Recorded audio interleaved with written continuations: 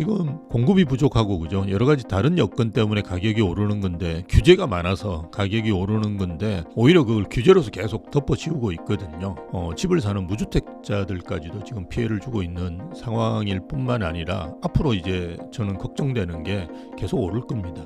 앞으로 마찬가지가 왔을 때 이제 뭘로 규제를 할지 이제 규제를 할 수 있는 수단이 없어지거든요. 그럼 정말 이제 큰일 날 거예요. 사회주의 국가도 대출을 해주는데 이제는 아파트 살 때는 아예 대출을 안 해준다. 이거를 아니고는 할 수 있는 방법이 없거든요.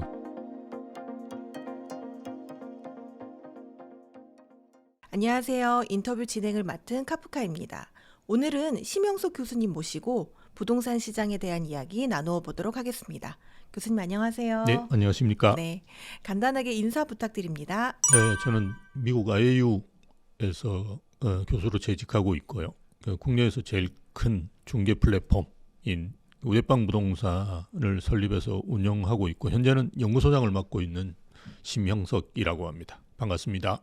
최근에 이제 이재명 정부가 10월 15일이죠. 부동산 대책을 발표를 했는데요. 주요 내용을 좀 간략하게 정리를 좀 해주시죠. 예, 뭐 크게는 이제 규제 지역 확대하고 대출 규제 그렇게 나눠볼 수 있는데요. 규제 지역 확대는 뭐 서울 전역을 묶을 수는 있다라는 건 예상을 했었는데요. 경기도 12개 지역까지 이제 확대해서 이제 묶은 것이 조금 특이하고요. 그 다음에 원래 투기과열지구나 조성 대상 지역은 대부분 예상하셨던 분들이 많은데요. 토호제를 그렇게 강하게 이제 묶을 줄은 생각을 못했죠. 예, 그래서 토호제까지 다 적용되는 규제의 3동 세트가 이제 그 경기도 이제 12개 지역까지 확대됐다라는 게 이제 특징적이고요. 두 번째는 이제 대출 규제를 했죠. 예전에는 이제 그 금액으로 대출 금액으로 이제 했죠. 그래서 6억 원 이상은 대출을 안 해준다. 이게 이제 6.27 대책의 핵심이었는데요. 이번 15 대책 같은 경우는 주택 가액과 이제 대출 금액을 이제 결합시켰죠. 그래서 15억이 넘어가고 20억 이하의 아파트의 경우에는 이제 4억 원까지 대출이 되고요.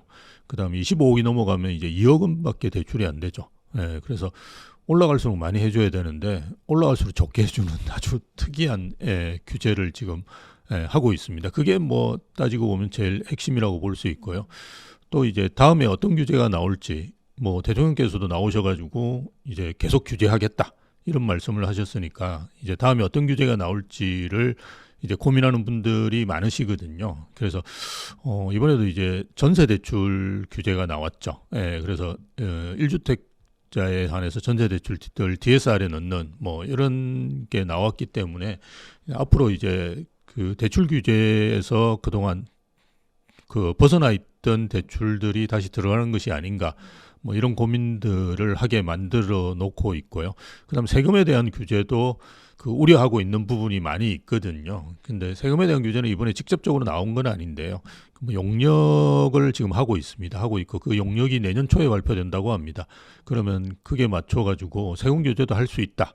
다행인 것은 이제 보유세와 거래세들을 함께 한다라는 게 조금 다행스러운 일인데요. 뭐 이게 퇴로를 좀 열어줄 수 있는 그런 규제가 나올 수도 있겠다 하는 뭐 기대를 할 수 있는데 어쨌든 그 세금 규제도 지금은 아니지만 언젠가는 할 거다라는 단초를 제공했다라고 볼 수 있겠죠. 이번 대책의 핵심, 즉 네. 정부가 좀 원했던 그런 네. 걸 딱 한마디로 표현하자면 무엇이었을까요? 곧 공공임대 줄 테니까 집 사지 마라. 네, 저는 뭐 딱 그렇게 요약된다라고 볼 수 있습니다. 민간임대도 아니고 공공임대입니다. 최근에 정부에서 97 공급대책을 발표했을 때 사실은 상당 부분 우리가 기대했던 거는 공공에서 뭐 분양을 하든 그죠 민간에서 분양을 하든 분양주택이죠.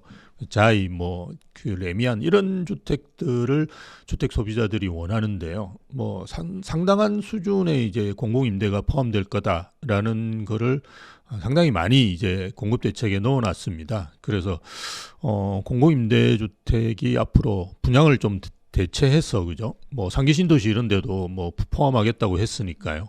뭐 그런 부분이 나오지 않을까라는 생각인데 아무리 빨리 나오더라도 그죠? 뭐 3년 5년 뭐 이런 기간이 필요하기 때문에 그동안은 이제 아무것도 하지 말고 가만히 있어라. 예, 이게 사실은 이번 대책의 핵심이라고 볼 수 있는데요. 기존에 이제 다주택자나 1주택자뿐만이 아니라 무주택자들 집 사는 것도 상당히 힘들게 만들었다.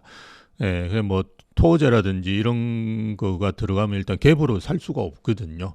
거기다가 대출 규제도 그 LTV가 40%가 이제 투기일 가일지구에 적용되지 않습니까? 예, 원래는 60%인데 그걸 이제 6.27 대책에서 이미 낮춰놨죠. 그래서 포석을 이제 하나씩 깔고 있다라고 보시는 게 맞는데요. 10억 이하의 주택 같은 경우는 6억 대출 자체가 안 됩니다. 이제는 뭐 4억 정도 그죠 대출이 되는데 사실은 우리가 DSR에 모두 다 걸리거든요. 그래서 DSR 해보면 아마 한 3억 되실 거예요. 스트레스 DSR 이게 다 적용되면. 그러니까 우리가 고가주택이라 하기 좀 그렇지만 15억 정도 되는 주택은 이제 6억 가까이는 빌릴 수가 있고요. 뭐 본인이 이제 소득 수준이 1억 뭐 이렇게 넘어가시면 크게 문제가 없다라고 볼 수 있는데요. 사실은 우리가 노도강이나 금강구라고 이야기하는 그런 좀 외곽 지역을 사시는 분들은 그렇게 소득 수준이 일반적으로 높지는 않습니다. 저희가 상담을 해보면. 그래서 그런 분들 같은 경우는 오히려 이제 대출이 훨씬 더 많이 줄어드는 상황이 되었습니다. 그래서 물론 이제 그 서민 대출이라고 그래서 풀어준 게 있는데요. 그게 조건이 좀 까다로워요. 연봉 기준도 있고 집도 8억 이하만 가능하거든요. 근데 서울에 8억 찾아보시기도 사실은 쉽지는 않아요. 여러분이 사시려고 하는 이제 괜찮은 주택은 대부분 8억은 넘을 거예요. 그래서 무주택자들이 집을 사는 것도 상당히 어렵게 만들었다. 네. 예, 뭐 그렇게 이제 볼 수 있겠죠. 지금 이제 부동산 정책을 발표한 지 3주 정도가 지나가는데 예. 현장 분위기하고 좀 거래량은 어떤 변화가 좀 보이고 있나요?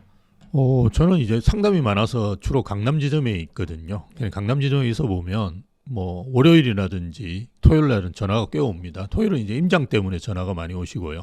월요일은 이제 일요일 날 고민 좀 해보고 부부 싸움도 해보시고 팔아야 되겠다 이러시면 이제 전화가 오시거든요. 근데 저번 주도 그렇고 이번 주도 그렇고 월요일하고 토요일 전화가 거의 없습니다. 예, 그만큼 이제 뭐 물어보는 분도 없다. 예, 거래가 뭐 거의 단절돼 있다라고 볼 수 있고요. 거래량 같은 경우도 이제 서울을 예를 들어 보면 10월의 이제 전반기 같은 경우가 한 그 3,500건 정도 거래가 됐는데요. 15일 이후부터 이제 후반기라고 할 수 있죠. 그 10월의 후반기 기간 동안에는 한 700건 정도 거래가 됐다고 합니다. 물론 이제 앞으로 한 달이 남았으니까 더 거래를 이제 모아보면 뭐 9월보다는 좀 많지 않을까라는 기대도 하는데요. 왜냐하면 뭐 최근에 이제 15일에서 19일 사이에 마지막 5일장이 열리면서 토어제를 이제 벗어나려고 하는 분들이 상당히 많이 사셨거든요. 그리고 기존에 이제 가계약금만 넣으신 분들이 본계약을 그때 많이 치셨습니다. 저희도 이제 그런 게 많았는데요. 뭐 그러다 보니까 거래가 좀 늘어나겠지만 어쨌든 지금 상태에서는 우리가 집계를 해보면 거의 한 80% 정도 그죠? 이렇게 줄었다라고 볼 수 있고요. 다행스러운 점인지는 잘 모르겠는데요. 뭐 저는 이제 풍선 효과가 그렇게 크게 일어날 거라고 생각은 안 했는데요. 경매 이런 쪽 같은 경우는 최근에 조금씩 늘어나고 있고 낙찰가율도 높아지고 있다. 서울은 이제 100이 넘었다고 합니다. 그래서 그런 부분들 있고 뒤에서도 이제 다른 풍선 효과 말씀드리겠지만 지금 지방 광역시 같은 경우는 거래가 20% 넘게 늘었어요. 제가 말씀드렸던 상반기하고 10월 상반기하고 후반기 이렇게 비교를 해보면 그래서 그런 점들은 풍선 효과가 조금 강하게 나타나고 있는 건 아닌가라는 생각은 들고요. 일단 매수 심리는 상당히 위축되고 있습니다. 그래서 우리가 매매 수급 지수라고 매주 발표하는데 10월 넷째 주가 105.4로서 103.2 전주에 비해서 많이 이제 줄었는데 그게 이제 강북권이 더 많이 줄었다라는 건 좀 유심히 볼 필요가 있는 것 같고요. 거래가 없다 보니까 이제 주택담보대출이라든지 전세대출도 많이 이제 줄었거든요. 이제 거래 자체가 여러분 서울 부동산 정보광장에서 보시면 매매도 줄었지만 전세 월세도 줄었습니다. 그 이유는 지금은 이제 움직이지 않는다는 말이죠. 사람들이 전세를 재계약할지 매매를 할지 이것도 아직 고민을 하고 계시는 분들이 상당히 많다라고 보실 수 있는데요. 안타까운 건 이제 신용 대출이 늘었어요 최근에. 그래서 이게 대출 여건이 악화되고 있다라고 보통 표현을 하는데요. 이게 별로 좋은 건 아니거든요. 뭐 이자가 높아진다든지 그죠. 상황이 안 좋아지는 거기 때문에요. 신용 대출은 늘어났기 때문에 이런 점들은 좀 정부 당국에서도 좀 유의 있게 보셔야 될 부분인 것 같고요. 뭐 그런 상황인 것 같아요. 현재는. 아무래도 정책 발표한 지 얼마 되지 않은 시점이라서 많은 분들이 관망을 하고 계시지 않나 이렇게 생각이 되는데 예. 이게 또 어느 순간에는 또 한쪽 방향으로 기울어지지 않을까요? 예, 뭐 저는 규제의 효과라는 게 예전에 문재인 정부 때는 한 6개월 정도 가던 때도 있었는데요. 이제는 뭐 3개월 넘기는 힘들다. 저번에 저희가 6.27 대책 나왔을 때도 한 2달 갔었거든요. 8월 말부터 이제 뭐 상담도 늘고 사람들이 오기 시작했어요. 다시 사야 되겠다. 그래서 이번에도 저는 올해를 넘기기는 힘들 거라고 봅니다. 그래서 12월 정도 되면 다시 이제 오시지 않을까 라는 생각인데요.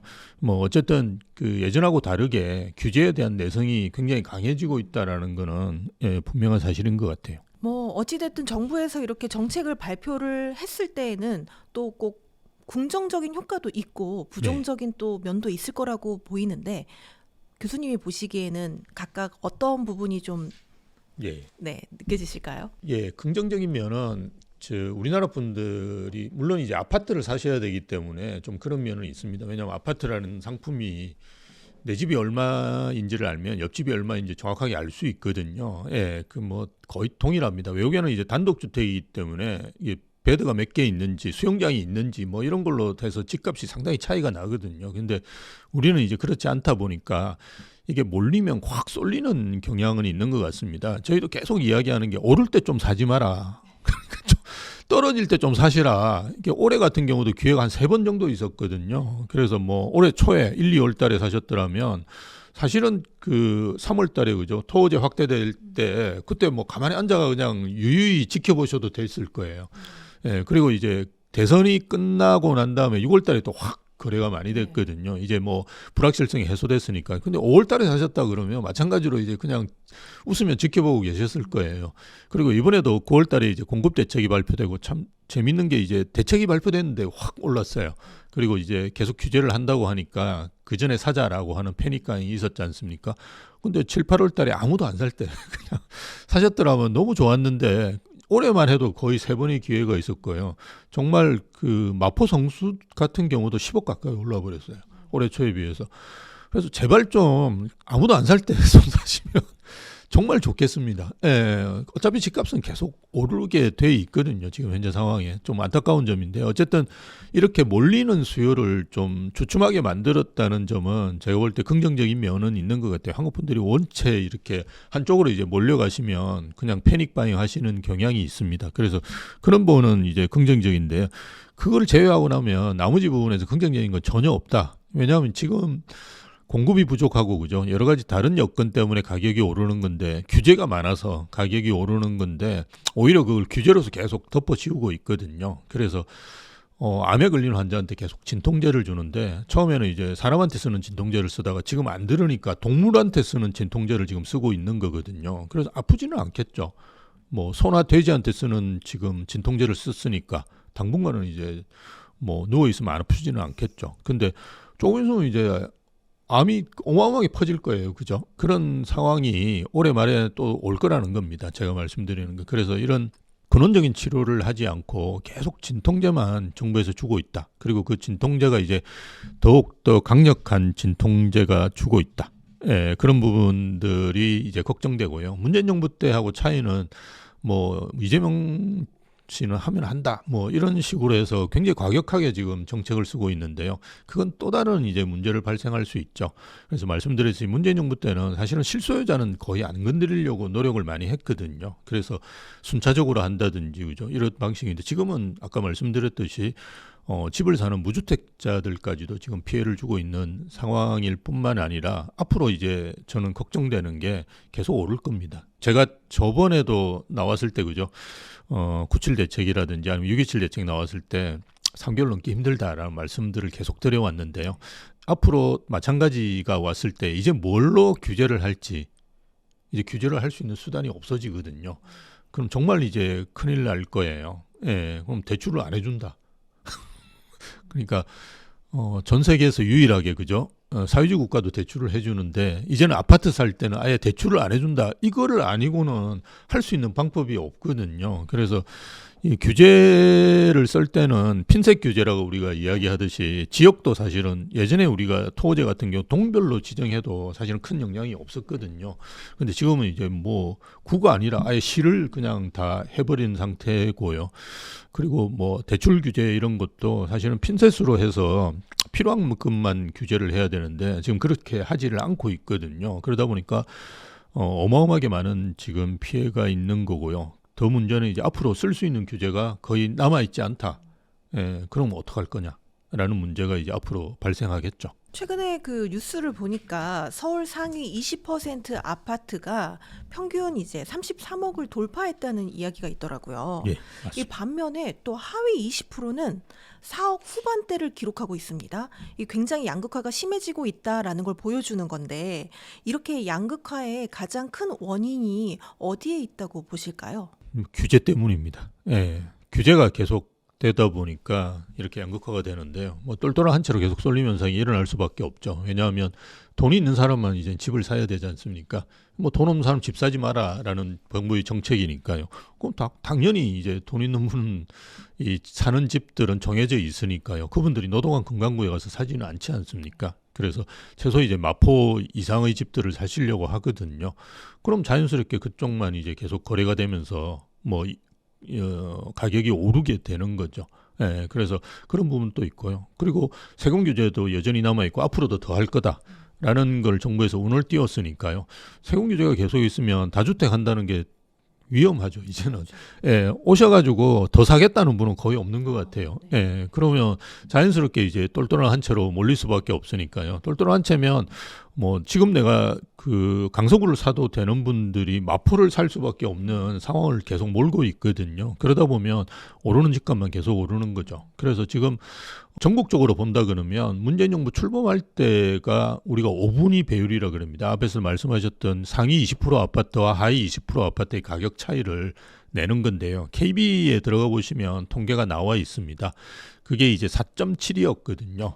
그래서 양극화가 그렇게 심하지는 않았어요. 지금 12.5입니다. 그래서 한 3배 정도가 이제 늘어났거든요. 그래서 우리가 가격이 오르는 것도 문제지만 오르는 아파트만 지금 계속 오르는 것도 더 문제라고 생각하시면 되는데요. 이게 또 신축 아파트가 귀하다는 것도 하나의 요인인 것 같아요.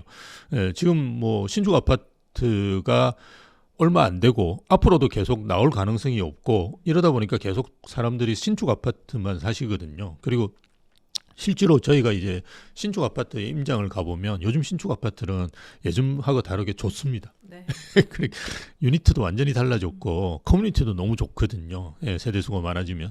그러다 보니까 신축 아파트로 쏠림 현상들도 있고 이런 것도 마찬가지죠. 돈 있는 분들은 신축을 사시려고 하겠죠. 주축보다는. 그러니까 신축 아파트만 계속 지금 오르고 있는데 신축 아파트는 앞으로 갈수록 귀해지죠. 그러니까 가격은 계속 벌어지게 되는 현상들이 벌어지는 거라고 보여집니다. 그렇다면 앞으로도 이 양극화는 좀 심화될 수밖에 없겠네요. 저는 심화될 거라고 봅니다. 왜냐하면 일단 양극화의 기본은 소득 수준이거든요. 지금 상위 1%, 뭐 0.1% 이런 분들 만나가지고 저희가 상담을 해보면 상당히 자산이 많고요. 많이 버십니다. 그래서 뭐 강남에 집 사는 거 크게 어렵지 않고요. 실제로 그 어느 정도 자산이 있는 그 부부 같은 경우 두 분 다 이제 대기업이 다니신다 그러면 제가 이제 이렇게 물어보면 한 3억에서 4억 정도 1년에 연봉이 되세요. 가구 소득 보면. 그 정도 되시는 분이 한 3, 40억 집 사는 거는 우리가 PIR로 본다면 10 정도 되니까요. 크게 무리한 건 아니거든요. 그래서 실제로 KB 통계 들어가 보시면 한 10 정도 됩니다. 서울에 이제 집을 사시는 분들의 PIR이. 그래서 뭐 이런 분들이 기본적으로 이제 소득 수준이 높기 때문에 이런 소득과 자산 수준이 높은 분들이 맞춰가지고 그 자산의 가격대가 달라지는 거거든요. 그래서 앞으로는 또 그렇게 될 거라고 보고요. 그리고 정부에서 이렇게 계속 규제를 하고 있으면 말씀드렸던 여러 가지 요인 때문에 이렇게 쏠림 현상이 일어나가 똘똘한 채로 갈 수밖에 없다. 그러면 뭐 앞으로도 계속 그렇게 가격이 좋은 아파트는 많이 오르는 그런 시대가 계속 되지 않을까 그렇게 볼 수밖에 없죠. 뭐 앞서서도 잠깐 언급해 주셨지만 이렇게 계속 강력한 규제가 나오면 이게 언젠가 터질 수도 있다 이런 좀 우려가 많이 된다라고 이야기해 주셨는데 자 올해가 이제 한 2달도 남지 않았는데요. 남은 올해 하반기 그리고 내년 초 부동산 시장 어떻게 전망하시나요? 올해 뭐 10월, 11월 달에는 제가 상담하는 분들한테 계속 말씀드리는 게 뭐 지켜봐라 이렇게 말씀을 드리거든요. 예, 그래서 큰 움직임은 없을 것 같고요. 아마 12월부터 저는 좀 움직이지 않을까. 왜냐하면 12월 달에 계약을 하시는 분들은 잔금을 대부분 내년 초에 이제 치시거든요. 근데 내년 초부터는 은행에서 이제 대출 한도가 다시 세팅이 됩니다. 그래서 다시 영업을 조금 적극적으로 재개를 하거든요. 물론 이제 정부의 규제라는 게 정해져 있는 범위 내에서 하더라도 아무래도 이제 금리가 조금 낮아지고요. 예, 한도를 뭐 조금 더 주려고 합니다. 그게 이제 뭐 은행에서 대출을 일으켜 보신 분들의 잘 아실 겁니다. 그래서 올해도 보면 올해 초에는 3% 후반대 정도까지 갔었어요. 근데 지금은 다 4%가 넘어버렸거든요. 그래서 그 조그만 포션도 지금 빌리는 수준이 뭐 5억, 6억씩 막 이렇게 빌리시기 때문에 상당히 큽니다. 그래서 아마 올해 말부터도 조금씩 움직임은 있지 않을까. 그렇다 그러면 내년 초부터는 가격대가 좀 오르면서 거래도 늘어나는 상황들이 전개될 수 있다고 보고요. 또 하나 이제 내년에 되면 5월 9일이 이제 양도세 중과 배제가 된 기간입니다. 그 이후로는 이제 양도세 중과를 할 가능성이 높다고 대부분의 분들이 생각하시거든요.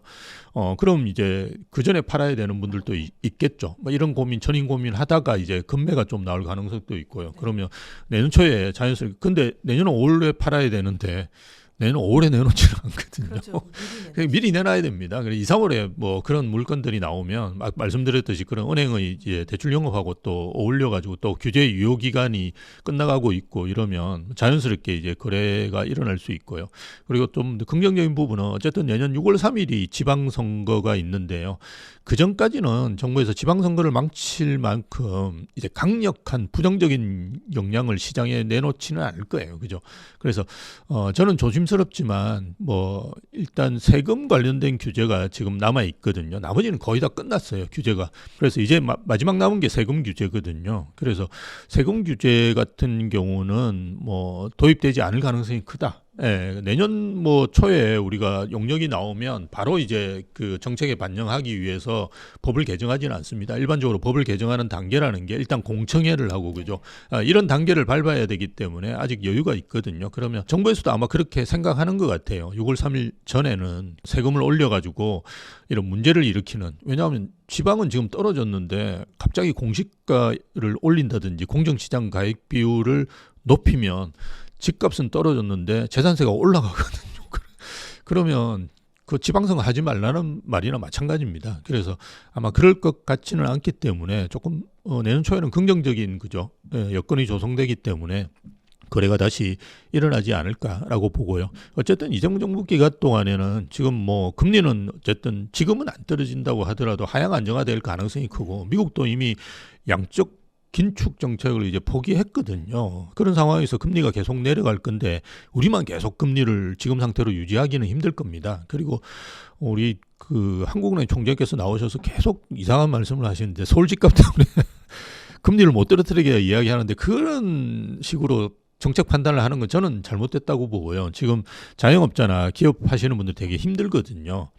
그래서 그런 식으로 이제 하는 게 아니라 어쨌든 하향 안정화될 가능성은 저는 높다라고 봅니다. 그리고 내년부터 이제 입주 물량 많이 줄어들고요. 잘 아시다시피. 그리고 전월세도 상당히 불안한 상황. 그렇다 그러면 집값이 오를 수밖에 없는 여건들이 많이 조성이 되기 때문에 아마 이재명 정부 기간 동안은 계속 저는 집값은 중간에 이제 조정이 있겠지만 계속 오르지 않을까 그렇게 봅니다.